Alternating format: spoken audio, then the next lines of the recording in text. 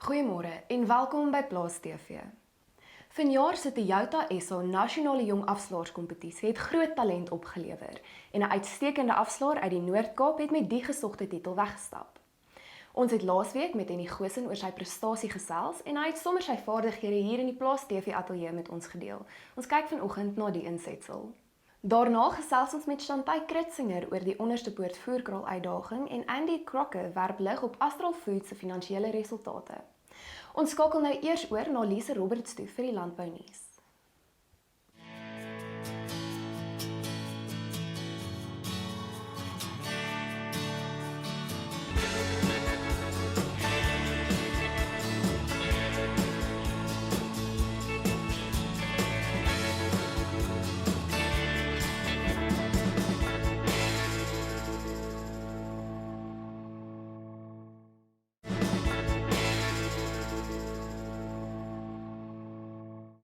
In vandag se nuus, die eerste botfase 4 windkragaanleg in die Noord-Kaap het onlangs met sy kommersiële bedrywighede begin.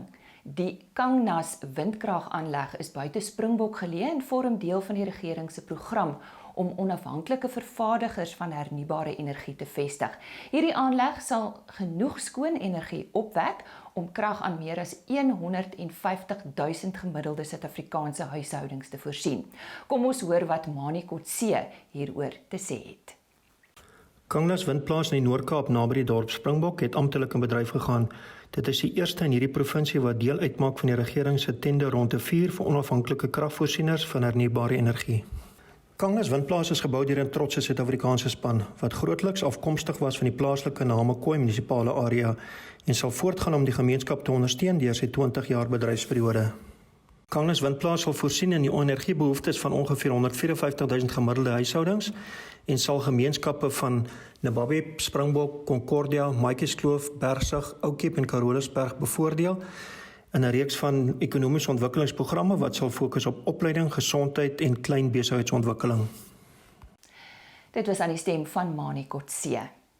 Die Vertex-toekennings vir die algehele kampioen wyn by Vanjaar se Veritas toekennings is deur KWV The Mentors Orchestra 2018 ingepalm. Hierdie wyn het met bykans 1300 inskrywings meegeding. Terselfdertyd het 'n rekord 36 wynmakerye elk 1 dubbelgoud en verskeie goue medaljes ontvang. Altesaam 4 dubbelgoud en 15 goud is aan die top gefortifiseerde wyne toegeken en die land se voorste brandewynkellers het 7 dubbelgoud en 4 goud losgeslaan. En die top 3 finaliste in TLI se Jong kompetisie vir 2020 is onlangs aangekondig.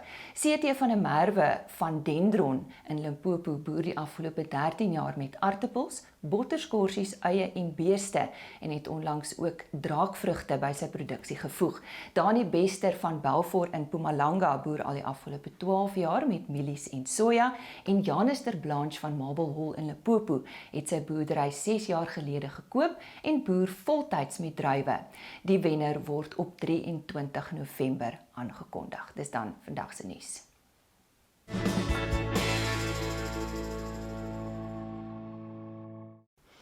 Omstandighede het vereis dat hierdie jaar se Toyota SA Nasionale Jong Afslaerskompetisie op 'n aanlyn platform aangebied is. Ons gesels vanoggend met Hennie Goosen, die wenner van hierdie jaar se kompetisie. Hennie, welkom hier by ons. Baie dankie. Weereens baie geluk met die wen.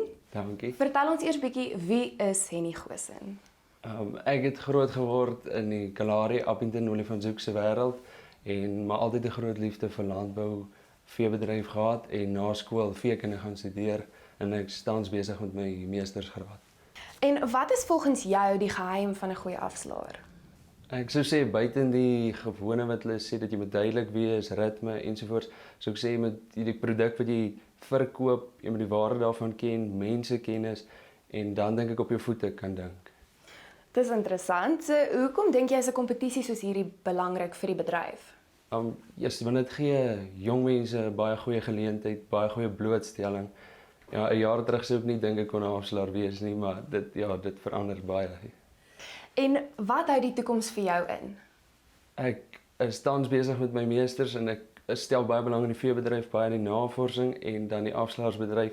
Ek weet nie of mense die twee sal kan kombineer nie, maar albei is 'n groot liefde. So ons kyk maar wat vorentoe gebeur. Dis maar die beste manier om dit te doen. Hennie, hier's 'n denkbeeldige skaapraam in die studio. Sal jy hom vir ons opveil asseblief? Ons kan probeer. Maar, ladies and gentlemen, dames en here, kyk hier 'n mooi skaapraam. Hy's lank, hy's breed, hy's diep. And start me now at 20,000, at about 20,000, at about 10, and who's going to bet me 10? At a 10, but away we go, and at about 11,000, and a 12, no. At a 12, at about 13, and give me a 13,000, at about 13,000, no. At 13,000 now, ladies and gentlemen, at about 14, who's going to bet me 14, at about 14,000, at about 15, who's going to bet me 15 now. At 15 now, ladies and gentlemen, asking. Dit was Hennie Goosen, hierdie jaar se Toyota Nasionale Jong Afslaer vir die jaar.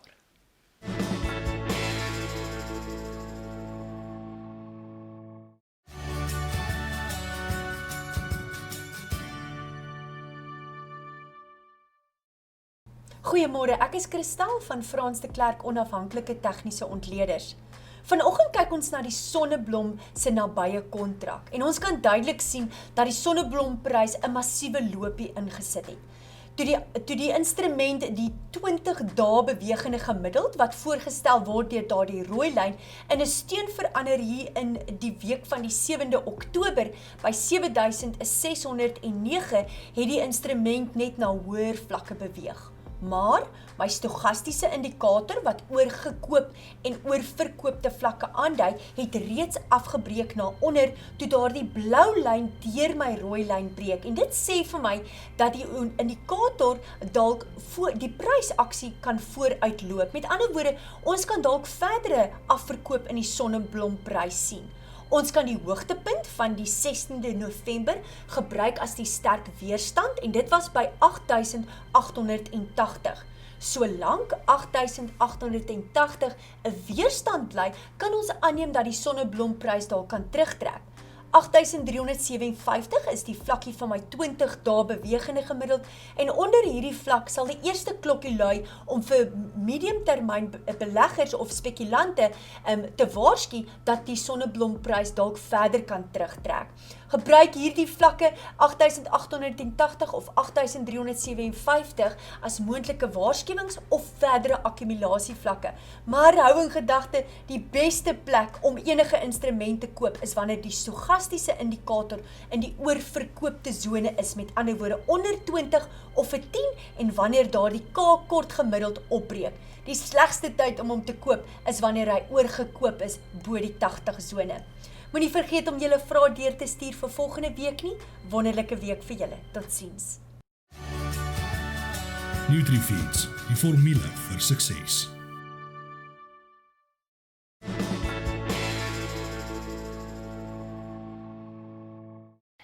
Die Beefy Bunch het vanjaar 'n tweede plek in Onderstepoort se Voerkraaluitdaging ontvang. Nou hulle was kort op die wenspan en jy sal dalk onthou dat ons hier op Plaas TV met Forest Ramp gesels het. Dit was die wenspan. Nou 'n 50 jaar veeartsenystudent Chanté Kritzinger kuier vandag by ons in die ateljee om met ons te gesels oor hierdie poging en wat sy ook daaruit geleer het. Chanté, ja, wat het jy uit hierdie kompetisie uitgeleer? Okay, die grootste ding, alles beïnvloed alles anders. So elke aksie wat jy op besluit of te laat besluit of teen besluit, gaan jy die gevolge in die toekoms sien. Mens dink dalk jou pakkie vleis wat jy in die winkel koop is net 'n bees wat in 'n kamp gestaan het en genoeg voer gekry het, maar daar's soveel meer wat daarin gaan. So 'n paar voorbeelde wat ek kan noem. In die begin toe ons ossies gekoop het ons soos ure spandeer om tussen die diere deur te loop om 'n goeie konformasiebees te soek, want jy het plek nodig, soos 'n raamwerk om die vleis op te kan bou. So jy soek sê maar been en boutspiere wat ver afgaan en tussen die agterbene soek jy 'n redelike breë driehoekige spasie. Jy soek goeie rugspiere, 'n breë bors en 'n breë bek en want jou beeste wat sê maar nie so goeie konformasie het nie, gaan nie so goed kompeteer teenoor die ander nie. En jy soek ook nie 'n bees wat al klaar vet is nie, want vet diere eet nie so baie nie En dan het jy nooit die kans om jou voer te gebruik om eers die spier te bou en dan later vet op te sit nie. En dan wat mens verder kan ek jou eerste dag wat jy die prosesering gedoen het van die beeste, dit is nou entings en oortags en alles wat jy doen. Dit is ook baie belangrik. So ons groep ons strategie teen respiratoriese siektes was om die Inforce 3 te spuit en die Beefy Plaas. So die een gee meer lokale verdediging in die neus, maar van 'n korter tydperk af. Die ander een werk eers bietjie later en is meer sistemies. En daar is dus 2 of 3 siklusse van 'n respiratoriese siekte wat deur die voerkraal getrek het en ons beeste het nie een keer eintlik dit opgetel nie. Wat as 'n siek dier met baie voedingsstowwe en energie gebruik om die siekte te beveg, so wat in plaas daarvan in vleis kon opgesit word. Dan soms ook sê maar kyk na jou kamp, jy moet daar eers stap en jy moet oplet, want ons het so baie mankhede behandel en dan was ons moedeloos, want ons weet net nie wat ons beeste aanvang om altyd seer pote te hê nie. En op die ouend kom ons agter, maar daar's klein skerp klippies wat in die kamp rond lê. En dan soos vir dit reën en die modder vorm, word daai klippies sodat die beeste dan kan trap, maak dit 'n seertjie en dan kan daar bakterieë en dinge ingaan om 'n infeksie te veroorsaak. En soos jou water is jou belangrikste voedingsstof in 'n voerkraal. Want as jou waterkwaliteit nie goed is nie, dan eet hulle ook nie so baie nie. En jy wil ook seker maak dit is vir hulle lekker om na die voerbak toe te loop. So aftakke en goed lyk mooi, maar die waterdam daaronder op maak dit 'n modderstroom. So moeras, ja. Ja, en die beeste is nie lus om elke keer daardeur te loop nie. En dan goed soos jou voeding, dit gaan nie net oor die voedingsstowwe in jou voer nie, dit gaan ook oor die struktuur van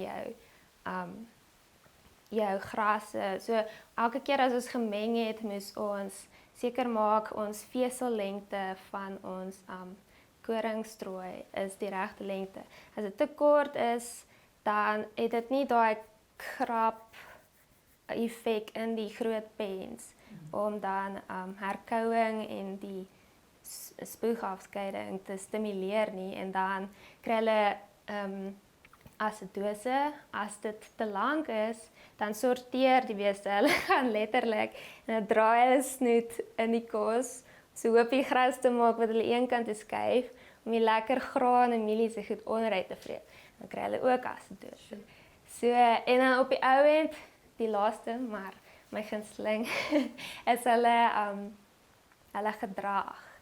So, Dr. Hensen het ons regtig baie geleer oor hoe om die beeste kalm te hanteer en sê dan maar jou lyfstaal en dinge te gebruik in jou posisie om net een bees op 'n slag as hy siek is uithaal en crash drukgang toe te vat in plaas van om die hele groep, want elke keer as jy drukgang toe stap, dan is dit 'n bietjie stres, ja, en dan val die voedselinname weer. So al hierdie goedjies het 'n invloed op hoeveel hulle eet en hoeveel hulle omsit in vleis op die ou. Sjoe, dis 'n magdom kennis wat jy opgedoen het. Hoekom is hierdie kompetisie so belangrik, Chanté? Ek voel die voerkraal kompetisie is 'n briljante idee om absoluut groepwerk en kommunikasie aan te moedig, want dit is net fisies onmoontlik om vir een persoon om dit alleen te doen. En dit duur ook vir 'n paar maande. So mense gaan deur al die fases om die mense in jou groep te leer ken, te weet wat vir hulle belangrik is, en mense kan mekaar help en aanmoedig en vriende vorm. En ook party mense is nie gemaklik om met groot diere te werk. En ons beeste het op die ouend so oulik en mak geword dat mense vir so 'n persoon sê maar kan 'n borsel in die hand trek en sê hierso, gaan borsel, kyk hoe geniet Toby dit of iets. En dan ook op die ouend van die dag voel mens baie trots om te kan staan en kyk en dan dink hierdie bees was so siek en kyk hoe mooi gaan hy nou aan en dis iets wat ons met ons eie hande gedoen het. Of die 200 kg kos wat ons heeltyd aangedra het nou het soveel massa opgesit. Ja. So wat lê voor vir julle volgende jaar? Ja, ons volgende jaar het eintlik al klaar begin. Ons gaan nou net regdeur aan met praktiese klinieke en dan op die ouend gaan ons die finale eksamen aflê en dan is ons klaar. Nou ja, ons wens vir jou baie sterkte toe vir volgende jaar met jou praktiese jaar en ons glo jy sal 'n goeie veearts word eendag. Baie dankie.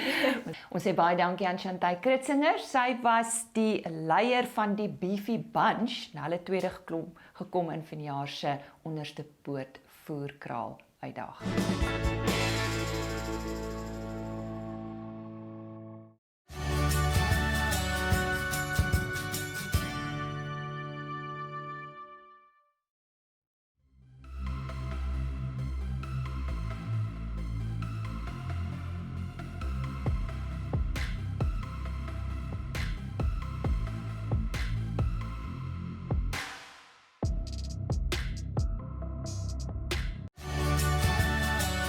Standard Bank, voluit vorentoe. JSE-listed poultry producer Astral Foods released their annual financial results on Monday the 16th of November for the year ended 30 September 2020. The company reported group revenue increased by 5% to 14.1 billion rand from 13.5 billion in 2019. Operating profits decreased by 5% to 838 million rand, and headline earnings per share came in at 14.41 rand compared to 16.74 rand in 2019. To break down the results for us, we are joined by Andy Crocker, Managing Director of Astral's Commercial Division. Andrew, you expected a decrease in earnings per share and headline earnings per share. Good news, however. Are you satisfied? Yes, so thanks. Yeah, everybody approached this COVID hard lockdown and you saw it coming and was wondering what the total impact would be on the company. Our Astral's second half of the year was exposed to the lockdown, so it timed itself just perfectly with our second half. We reported at our interim 8.5% improvement in profit in March of this year, and then immediately went into the second half. So for us, a tale of two halves. It was a period which was heavily disrupted at the beginning of the hard lockdown with the quick service restaurants, hospitality shutting down. That consumes approximately 20% of the South African chicken. And that was displaced immediately with, and obviously the supply chain, the integrated supply chain of broilers into that involves decisions up to 2 years ago. So it's not something that you can simply switch off. That became surplus chicken. Fresh demand was affected as well. And we ended up with a situation where there was an excess and surplus of frozen chicken. And that had to be accounted for. It led to high stock levels, a lot of promotional costing. We did sell below cost during this period, and we knew that would be problematic. But we've always prided ourselves on our simple, resilient strategy, and that's manage cost, work at the best cost, have the cheapest unit of meat protein. And that put us in a bit of a stronger position by the end of the year. So we managed to reduce stock levels by the end of the financial year, end of September. We managed to get back into QSR. That opened up again, the quick service restaurants, where we saw that return nicely. Not only did it open up for us, but we saw an increase in market share. It was a tough period for us and our customers in there to manage money and payments, and all of that was done properly. We built some strong relationships, and so we've seen growth in that. And then we ended up in the second half of the year 5% down on profit at a profit level, and that's a bit better than where we forecast initially. But it's been hard work, and the group sticking to its strategy. Take us briefly through the various divisions and the performances you saw there. So we've got the two main divisions besides Africa, which I'll get on to last. Feeding into integration, Meadow Feeds, the animal feed division, which supplies feed into our own business, or approximately 60%, and the rest to the external market. It's always been a consistent performer for us. So even under the circumstances, we've seen an increase in profit there year on year, even though volumes were down slightly by 0.7%. We always manage that business on rand per ton margins because of the movement in base raw material cost. Percentages become somewhat irrelevant. So we managed that. They managed to increase their rand margin during that period, managed costs exceptionally well, an increase year on year of only 1.5%, which aligns with Astral's cost management strategy. And that's been at least the last 5 years where we've seen below CPI increases. So a solid performance from feed, which is a base that we obviously don't want to detract from going into the second half. The poultry division then is the second division. It's made up of our agricultural portion, all our farms, which deliver live birds to the processing facilities, which is the commercial division, which I look after. We combine those to produce the poultry division results. There we saw a decrease in profits, 20.5% decrease year on year, after a strong performance in the first half. So there in the first half, we were seeing good pricing recovery, good reduction in feed costs on the back of the maize crop as we saw it. That was looking promising. But as soon as the impact of that quick service restaurant disruption happened, we ended up in a situation where our higher margin sectors, which were the value added and fresh sectors, were disrupted, and therefore the mix changed. And we ended up with a lot more frozen product. And because of the oversupply there, we had to take losses on moving that product to keep it out of stock. So there we see the 20.5% decrease, a decrease to 2.6% in net profit percentage after 3.4% last year. And some recovery in the second, in the first part of this year. So there, unfortunately, we only yielded about 8 million rand in the second half after 297 million rand in the first half. And that is the effect of the full 6 months lockdown. Some of our competitors timing differently, reporting in those numbers, maybe 1 or 2 months, but with us, the full 6 months to date of the lockdown in. And then finally, Africa, a good performance, some improvement in the broiler markets there, up to 35 million, not a big component of the divisions, but reinforcing in terms of the profit level. Andy, there are costs you can control and those you can't. I'd like to refer to your Standerton site. I know you did experience problems with water supply and power outages. What is the situation like there now? Still costs in this year associated with the water. If you recall, last year we had to start transporting our own water in a road train type of environment with trucks. Very expensive. So approximately half of our 5 million litre requirement a day was then brought by trucks to the facility and filtered with our own resources. And that was still in play through to June, approximately 9 months of the year. The additional cost of that, roughly 2 million rand a month to keep that going. The municipality did deliver their side of the bargain, which was the 2.5 million litres that they managed to do. But at the same time, we invested 50 million rand into a reverse osmosis plant there that's capable of purifying to the right standards 3.6 million litres of our water consumption and return about 2.5 million litres to our own plant. So both from a sustainability point of view and from a cost point of view, that's settled the situation. So we're getting approximately half of our water from the municipality, the other half from the reverse osmosis plant, and we've actually put the road train scenario on hold as a contingency for further problems. If I may just say, Lisa, unfortunately what happened during that period, electricity became a problem specifically localized in Standerton. Some years ago in 2016, we won a case whereby we pay Eskom directly for electricity, and the deal was they wouldn't shut off the electrical supply to Lekwa. But what they did realize recently is there was a cap of about 55 MVA per day, and they capped that electrical supply to Lekwa. And what happened then is the municipality resorted to localized load shedding, which affected all parties, especially those that were paying already, which is ourselves. So that was disruption in the year. So our cost of load shedding and water this year was still expensive. It was 62 million rand for the group. But if you compare it to last year, where we had the Standerton shutdown, where we could actually not produce for over a week, that cost was 126 million. So if you look at the numbers year on year, a lesser of an impact, although still substantial at 62 million. And the next topic of discussion and a headache to all of us in the poultry industry is unfair trade and imports. I know that we did have a tariff increase. Is that enough? I think that's the question.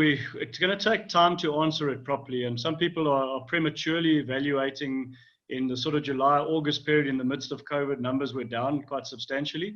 But if you look at September, numbers were up 31% year on year, 47,000 tons of imports.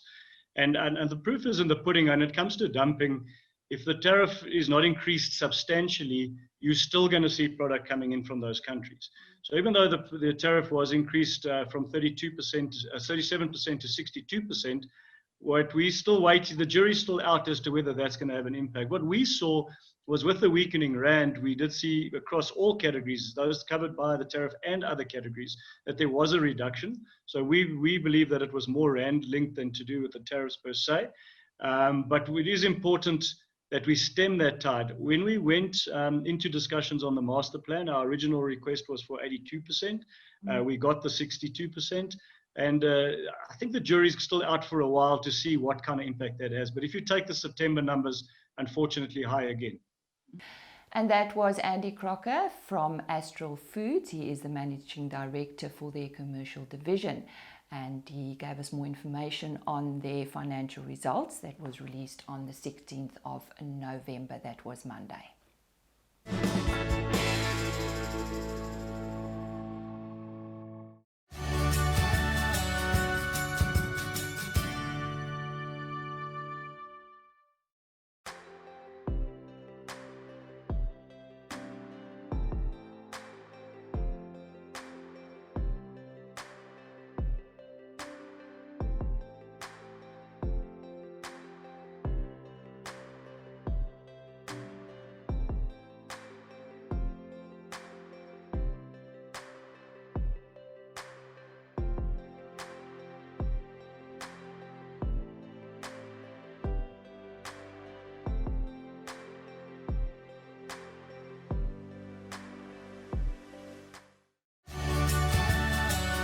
Netafone. Grow more with less.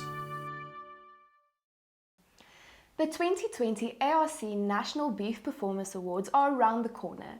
Don't miss Friday's episode of Plaas TV when Dr. Ben Greiling will give us some more info on this prestigious event. Also, don't forget to tune into the Plaas TV channel on 26 November at 6 to meet the beef cattle performers of 2020. We'll see you then.